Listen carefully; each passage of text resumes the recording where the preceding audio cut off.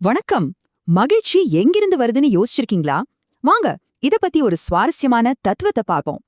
நம்ம சந்தோஷத்துக்கும் சரி கஷ்டத்துக்கும் சரி உண்மையான காரணம் என்னவா இருக்கும்?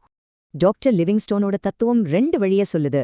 முதல்ல துன்பத்துக்கான வழிய பாப்போம். எல்லாரும் நாம சொல்ற மாதிரி தான் வாழணும்னு நினைக்கிறோம் இல்லையா? அங்கதான் இது ஆரம்பிக்குது. இப்படி நினைச்சா என்னாக்கும்? வாழ்க்கை முழுசும் துன்பம் மட்டும்தான் மிஞ்சும். இதுக்கு பேரு வெறும் சோகம் இல்ல, மத்தவங்கள கண்ட்ரோல் பண்ண நினைக்கிறதால வர்ற ஒரு நிரந்தர போராட்டம்.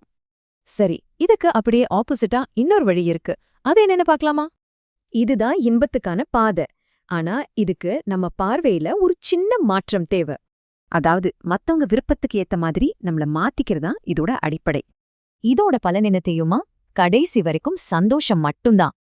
இந்த சந்தோஷம் நாம நினைச்சது நடக்கிறதால வர்றதில்ல, எல்லாத்தையும் ஏத்துக்கிற மனப்பான்மையிலிருந்து வருது.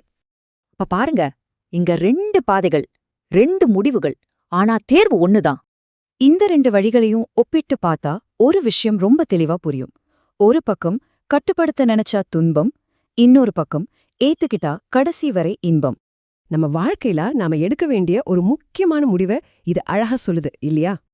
அப்போ உங்க சந்தோஷத்துக்கான பாதையா நீங்க எதை தேர்ந்தெடுக்க போறீங்க? சிந்திச்சு பாருங்க.